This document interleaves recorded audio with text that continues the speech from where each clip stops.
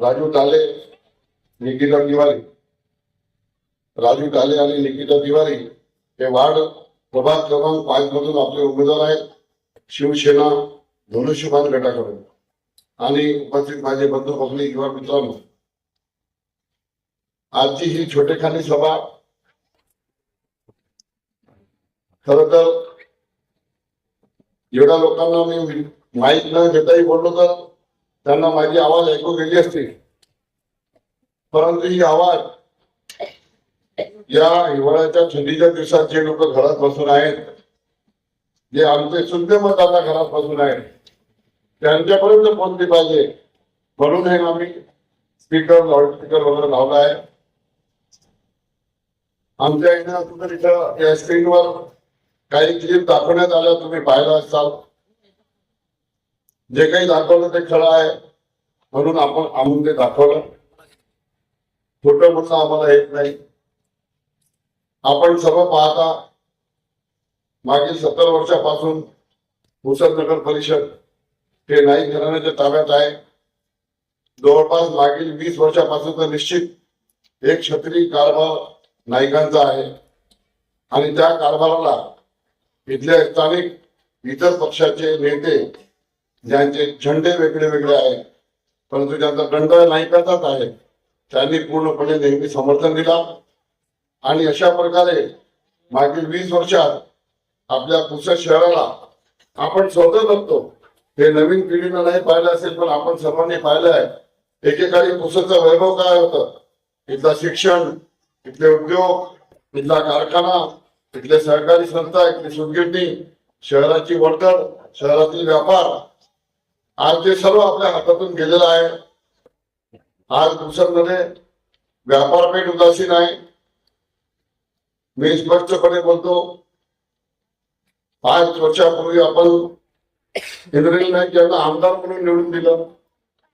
1.5 वर्षापूर्वी आपण त्यांना निवडून दिल्यानंतर ते राज्यमंत्री झाले.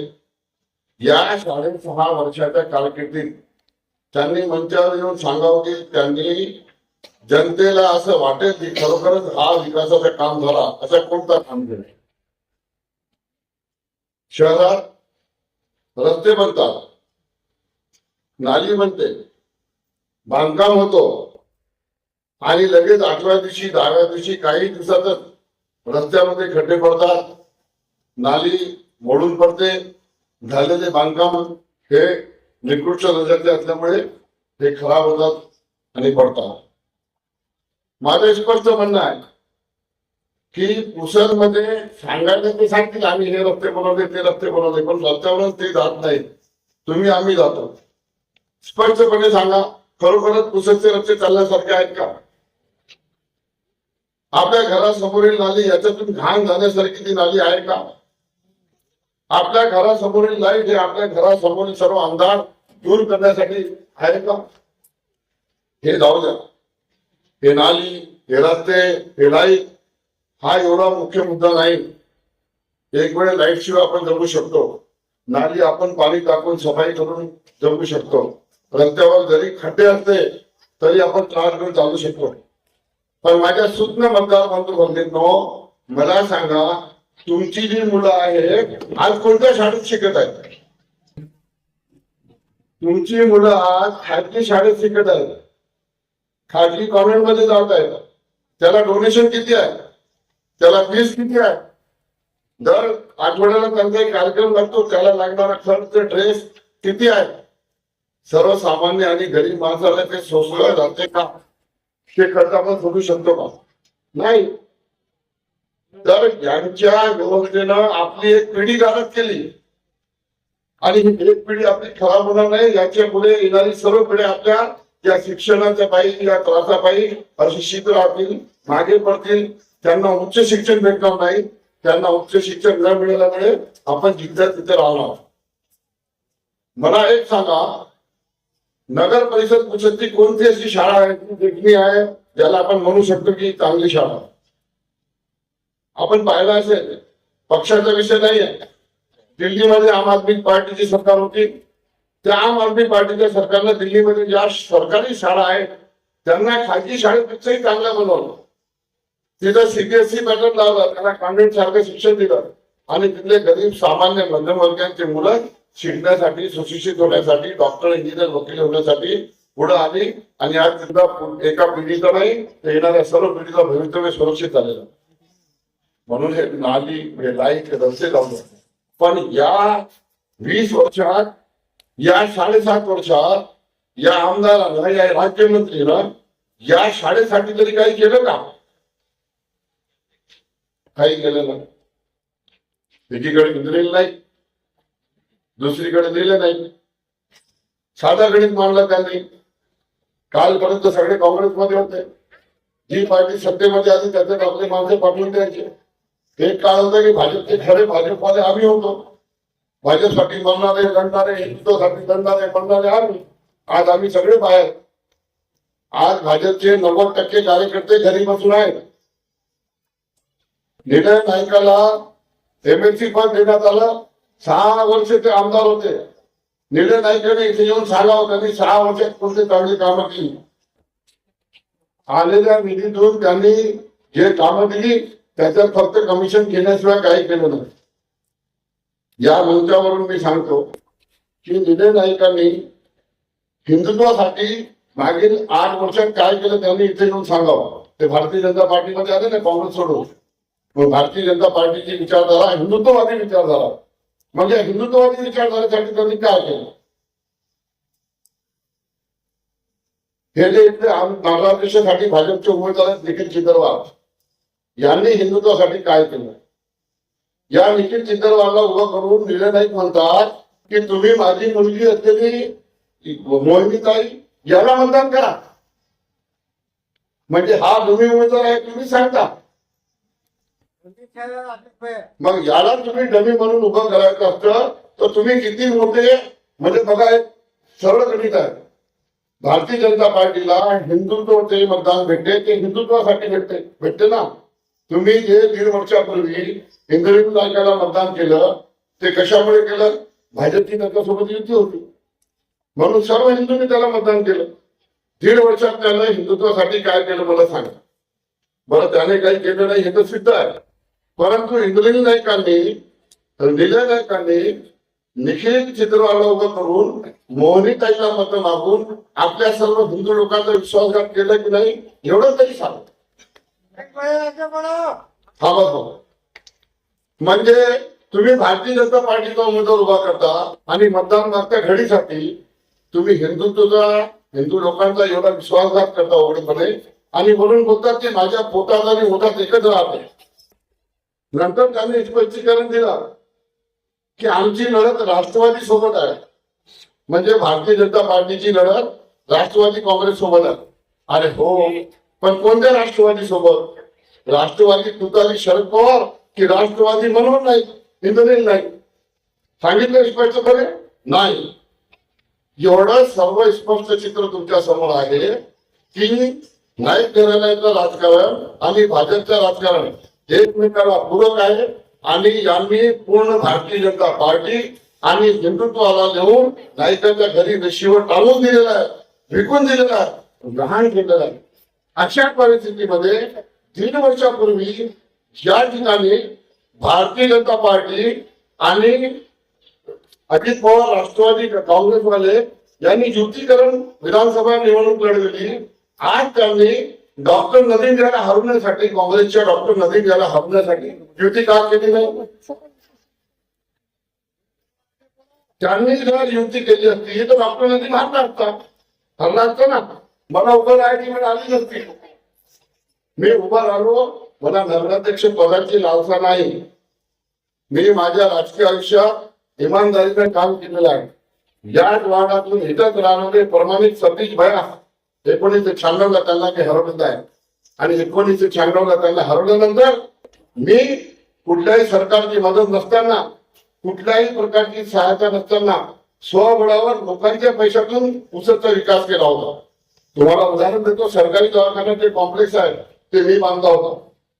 नाल्यावर जे राजधानी ड्रेसेस बाजू सुभाष चौकापर्यंत कॉम्प्लेक्स आहे आणि त्याची बाजूचं कॉम्प्लेक्स आहे ते मी बांधला होता. आपण नाही चौकात गेलो तर इमारत पॅक बिल्डिंग आहे, ती बिल्डिंग अतिक्रमण हटवून मी बांधली होती. अनेक नाली रस्ते भक्तीला समोर रस्ता बांधलेला आहे, आजपर्यंत 30 वर्ष झाले खड्डा नाहीये. पोलीस स्टेशन समोर एक खबर नाली आहे दगडाची, 30 वर्ष झाले आजपर्यंत एक दगड निघालेला नाही. परंतु माझ्यानंतर स्वर्गीय सतीश व्यास यांनी आंबेडकर चौकात आणि पाणीच्या टाकी चौकात 2 इमारती उभा केल्या दुकान समोर.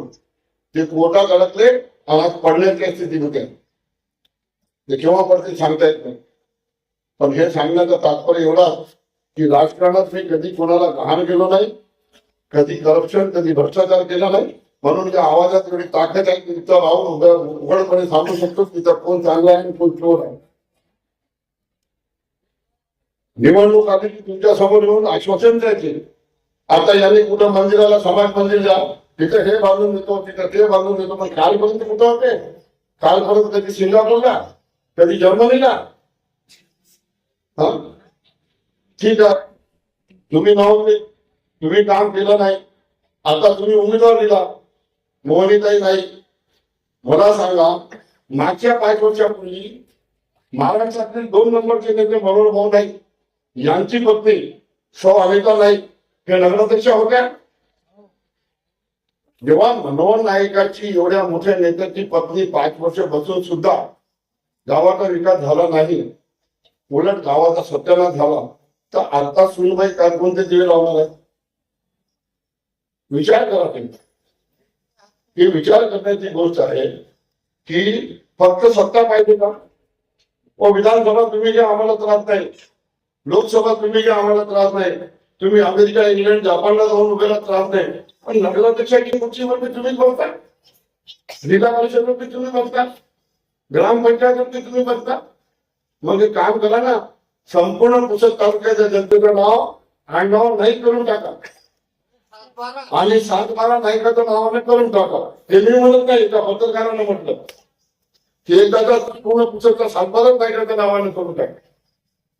याच्याही पुढे जाऊन सांगतो, आम्हाला काही अपेक्षा नाही नगराध्यक्ष पदाची किंवा सत्तेची. ज्या दिवशी मला समजलं की डॉक्टर नदीम काँग्रेसकडून उभा राहणार आहे, त्यावेळेस मी अभ्यास केला की आता डॉक्टर नदीमला कोण थांबवू शकते. आणि मला माहित आहे की डॉक्टर नदीमला पुसदमध्ये थांबवायची ताकद कोणाच नाही. मनोहर नाईक मध्ये नाही, इंद्रजित नाईक मध्ये नाही, नीरज नाईक मध्ये नाही, मोहनी नाईक मध्ये नाही. निखिल चित्रवाचा सोडून होत्या, त्याचं नाव घेत नाही मी पेपरमध्ये, काय नाव टाकून जायचं नको. परत कोणाला ताकद नाही. कारण 5 वर्षापूर्वी डॉक्टर नदीम वार्डात हरला होता, तुकाराम बापू वार्डातून.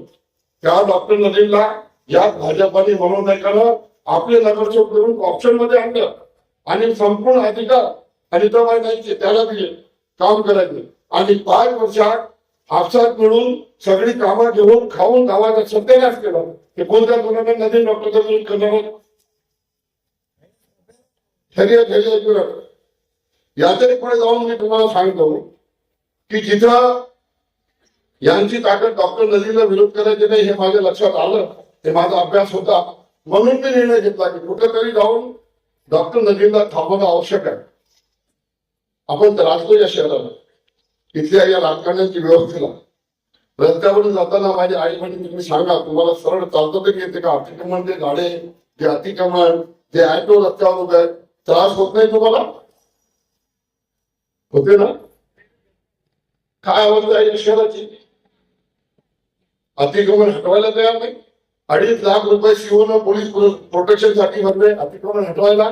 या राज्यमंत्रीने त्याला शिव्या दिल्या, तो आजारी पडला, शेवटी तो बंदी करून निघून गेला, पण अतिक्रमण हटवून दिलं नाही. पण एक शब्द देतो, आज मी सोशल मीडियावर वाचलं की पुसदचं अतिक्रमण कोणी हटवू शकत नाही. या मंचावरून मी सांगतो, मी माझ्या पत्रकार परिषदेमध्ये सांगितलं, ते म्हणजे मंत्रीने थांबवलं तर कोणी हटवू शकत नाही. इथला मंत्री नाही, भारताचा प्रधानमंत्री, भारताचा राष्ट्रपती नाही. ज्या प्रभू श्री रामासाठी मी जीव द्यायला कधी मागे पाहिलं नाही, ते प्रभू श्री राम कधी आले आणि त्यांनी मला म्हटलं की बेटा अतिक्रमण हटवू नको. मी म्हणणार देवा थोडा बाजूला राह, अतिक्रमण म्हणजे तू बी येऊ नको आणि मी यांनाही ठेवत नाही. ते देवा प्रभू श्री राम जरी आले आणि त्यांनी म्हटलं की गावाचा विकास करू नको, तुम्ही ऐकणार नाही, अतिक्रमण हटवणार म्हणजे हटवणार. मी गावाच्या विकासासाठी मला कितीही दुश्मनी घ्यावी लागली, मी मागे येणार नाही आणि यांना तर कधीच नाही. मी काही वर्ष मागे गेलो होतो. मी स्वतःला राजकारणापासून खरोखरच दूर गेलो होतो. कारण होतं माझं आयुष्य मी पूर्ण हिंदुत्वासाठी आणि श्री रामाच्या मंदिर निर्माणासाठी टाकलं. आज मी जाहीर करतो की 1984 ला मी भारतीय जनता पार्टीत गेलो होतो. 88 पासून मी राम मंदिर आंदोलनामध्ये गेलो. अनेक वेळा राम मंदिर आंदोलनासाठी मी जेलात गेलो आणि शेवटी 6 डिसेंबर 1992 ला मी अयोध्येत होतो. कुशावरून 1300 पुढे घेऊन गेलो होतो. 1300 राम भक्त घेऊन गेलो होतो, कारसर घेऊन गेलो होतो. आणि ज्या वेळेस मी पाहिलं की भाज्या आता ठेवायचं नाही, रामाची शपथ माझ्यासोबत आलेल्या कोणत्याही व्यक्ती कारसेवकाला विचारा. पहिला मेन गेट वरून आतमध्ये गेलो आणि या हाताने तो बाबरी ढाचा मी ध्वस्त केला आणि या हाताने मी राम मंदिर बांधलेला. त्यामुळे बघा मी किती हिंदू आहे आणि किती हिंदुत्ववादी आहे हे सांगण्याची गरज नाही. आणि ज्या हाताने आम्ही राम मंदिर बांधलं, लवकरच आम्ही ज्याच हाताने मथुरा आणि काशीचे मंदिर मी बांधणार हे इथे मी जाहीर करतो. कारण याच्यानंतर मी घरी जाणार नाही, आराम करणार नाही. याच्यापूर्वी देशा आणि धर्मासाठी पूर्ण आयुष्य दिला होता, बघायला दिलं नाही. तुम्हाला सांगतो ज्यावेळेस मी बाबरी ढाचा पाडला, मागची भिंत आमच्यावर पडली, मी त्याच्यात दबलो होतो. वरून खालपर्यंत मी त्याच्यासोबत दमलत आलो. त्यावेळेस मला हे सर्व फ्रॅक्चर झाला होता, कानाला टाके पडले होते मला इथं कटकेला. जेव्हा म्हणायला मी गेलो नाही धर्मासाठी किंवा देशासाठी, तर आता मला कोणाची चिंता नाही. पण एक सांगतो की आज या लोकांनी 2007 ची दंगल झाली पुसदमध्ये मालेगाव प्रांतात. आपल्या मालिपुरामध्ये सगळे घराचे खिडकी दरवाजे तोडून घरात गुंतले होते. त्यावेळी एकटा मी होतो तिथं. मी जर तिथं थांबलो नसतो तर किती आई बहिणीची इज्जत तुटली गेली. 2008 ला तिकडे जाणण्यात आलं, एक दंगल झाली. जर मी गुजरी चौकात उभा राहिलो नसतो तर पुसद बेचिराग झाला होता. 2009 ला मी रामनवमीची एवढी मोठी शोभायात्रा काढली. ती शोभायात्रा गजानन मंदिरापर्यंत पोहोचली असती तर मी आमदार झालो असतो. पण अनिल ठाकूर आमदार झाला तर आम्हाला त्रास होईल, आमचे सर्व काळे सध्या बाहेर येतील आणि हटणार नाही म्हणून माझ्यावर अन्याय करून मला 6 महिने जेल आणि 14 महिने अज्ञातवास देण्यात आला. तरी पण मी गेलो नाही. घेऊन परत नगरपालिकेची निवडणूक लढविली, पुन्हा नगरसेवक झालो, विरोधात बनतो. परंतु दुर्दैव इथल्या भाजपच्या काही गद्दारांनी आणि दलालांनी जे नाईक निष्ठ आहेत त्यांनी मला निष्क्रिय म्हणून पक्षातून काढलं. म्हणून मी 2-3 वर्ष शांत झालो. आणि जेव्हा मला समजलं की आता डॉक्टर नदीम उभा राहणार आहे आणि याला झोपवून देण्याची क्षमता यांच्यात नाही, त्यावेळेस मी निर्णय घेतला की आता नगराध्यक्षाच्या या लढाईमध्ये मी उतरणार आहे. आणि मी त्याकरिता उतरलेलो आहे की फक्त जर हा शहर डॉक्टर नदीमच्या हातात गेला तर तुम्हाला आम्हाला जो त्रास होईल ते रडल्याने दूर होणार नाही आणि मिळल्याने दूर होणार नाही. या लढाईसाठी मी इथं आलो. आणि मी या इंद्रजित नाईक, मोहनी नाईक, निखिल चिंदवार जेवढे उमेदवार आहेत त्यांना जाहीर आवाहन करतो की त्यांनी आपली भूमिका मांडावी की ते नगराध्यक्ष कशासाठी होणार आहे. आपल्या सर्वांच्या घरी माझा एक घोषणापत्र आला असेल, त्याच्या 100 मुद्दे आहेत. 10 नाही, 20 नाही, 30 नाही, 100. 2000 मुलींना नोकरी, 2000 महिलांना रोजगार, नोकरी, 4000 लोकांना गृहउद्योग, लघुउद्योग. कशासाठी दिलं मी? तुम्हाला आमदारकी असताना, तुम्हाला राज्यमंत्रीपद असताना 2 लोकांना तरी तुम्ही लावलं का? सांगा ते येऊन इथं. तुम्ही छोटी छोटी कॉमन सभा कशाला घेता? घ्या ना आणि ठाकूर सारखी जाहीर सभा आणि सांगा की आम्ही एवढ्या लोकांना नोकरी लावली, एवढ्या लोकांना रोजगार दिला. काय केलं तुम्ही? पण त्या घोषणापत्राचे एक एक मुद्दे तुम्ही वाचा. तुम्हाला समजेल की छोटा खाली मुद्दा जरी असेल तरी त्याच्यात आपण हात घातलेला आहे, त्याला आपण समोर आणलेलं आहे की काहीतरी करून दाखवायचं आहे. आणि मोठे मुद्दे तर जाऊ द्या, त्याच्यात एक सर्वात मोठा मुद्दा आहे की 1 जानेवारी 2027 नंतर ज्याला 1 पत्नी आणि 2 मुलांपेक्षा जास्त मुलं असतील त्यांना मी नगरपालिकेची कोणतीही योजना देणार नाही. ही घोषणा दिल्ली सरकारने केली नाही.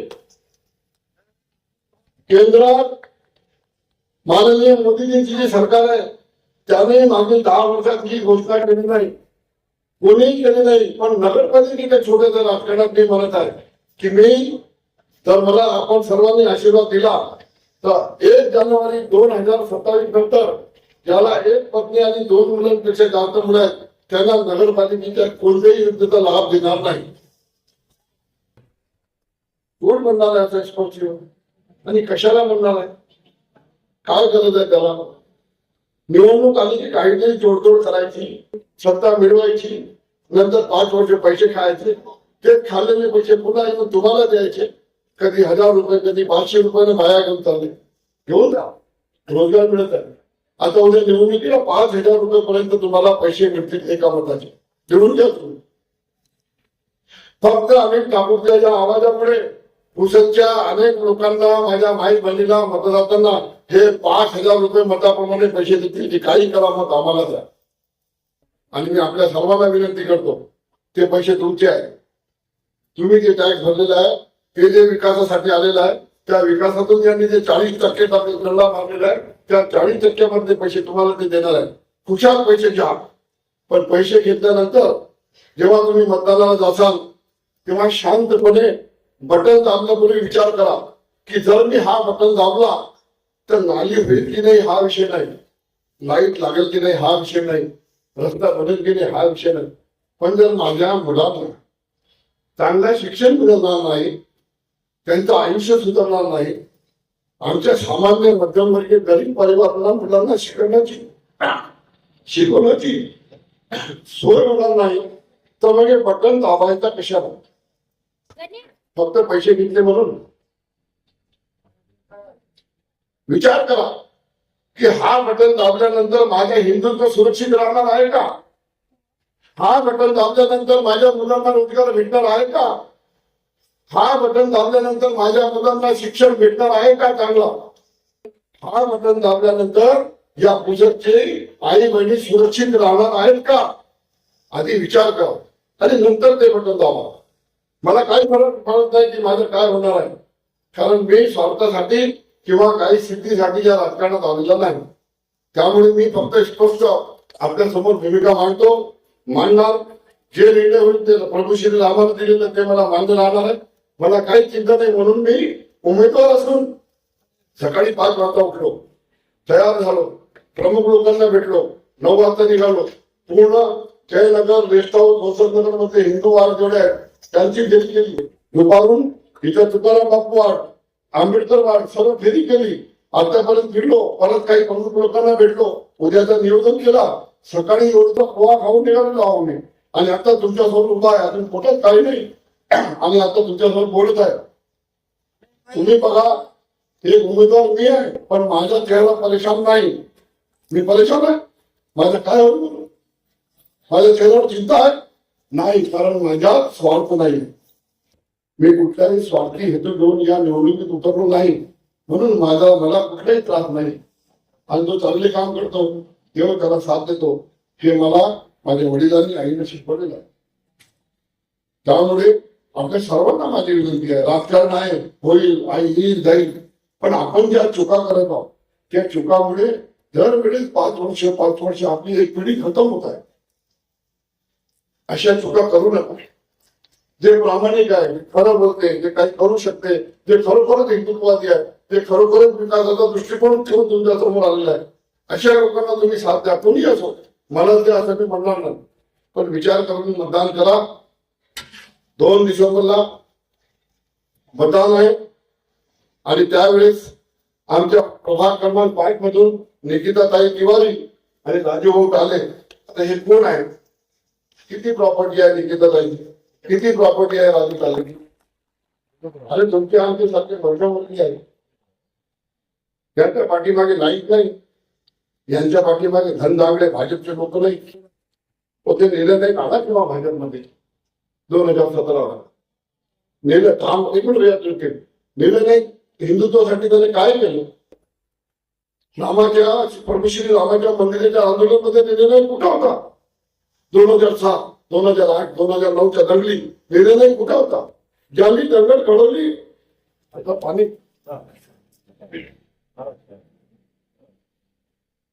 2007, 2008, 2009 कोणालाही विचारा, ज्यांना राजकारण समजते, शुद्ध नागरिक आहेत, हिंदू म्हणून उभे आहेत ना, त्यांना विचारा. ज्यांनी दंगल घडवली त्यांना वाचविण्यासाठी धडपड करत होते, त्यांना पाठीलाके बनले होते त्याचे. आज स्पष्टपणे सांगतो, या विदर्भात पुसद हा संवेदनशील यासाठी आहे की सर्वात जास्त आतंक इथं आहे.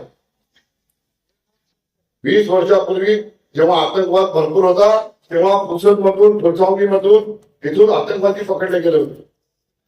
तुम्हाला सांगतो, लहान घटनेवर 4-4 पोरं रिव्हॉल्वर घेऊन फायरिंग करतात. कुठून येतात हे रिव्हॉल्वर? कोण आहे यांचं संरक्षक? ते ज्या लोकांचं तुम्ही संरक्षण केलं, ज्यांच्यापासून आमच्या जीवितवाला एवढा धोका झाला आणि धोका आहे, त्यांना घेऊन तुम्ही कालपर्यंत उडा मारत होते आणि आज तुम्ही भाजपमध्ये येऊन हिंदू रक्षक होता. आणि गेले नाही का सोबत? आज कोण आहे? त्यांच्या सोबत आलेले निधू पाटील, नीरज पवार, ते कोणतं अनिरुद्ध पाटील, हे सगळे कालपर्यंत काँग्रेसमध्ये होते.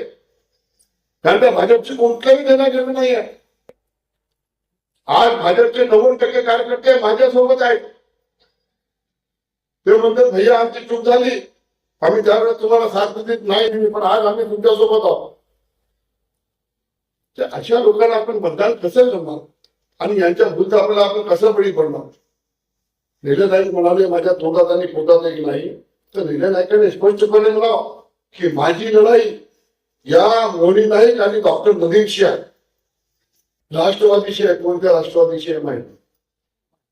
पोटात एक आणि तोंडात एक नाही. तर एकदा तरी निलय नाईकांनी सांगावं की मागच्या 10 वर्षात त्यांनी या आपल्या पुसद तालुक्यात सर्व हिंदूंना एकत्र आणण्यासाठी, जातीवाद मिटवण्यासाठी कोणता कार्यक्रम घेतला, कोणता उपक्रम केला? कुठला आंतरजातीय विवाह मेळावा केला किंवा कुठे खिचडी बनवून सर्व हिंदूंना बोलवलं की आपण सगळे हिंदू म्हणून खिचडी खाऊ एकत्र बसून आपण संघटित होऊ? नाही. या लोकांनी आता ठिका घेतला हिंदू रक्षणाचा. जसं ते लांडगा असते वाघाची कातडी घालून म्हणते की मी वाघ आहे, असं एक प्रकार आहे, बाकी काय आहे? अशा लांडग्यांना, अशा खोटाड्यांना शांतपणे विचार करा, चर्चा करा.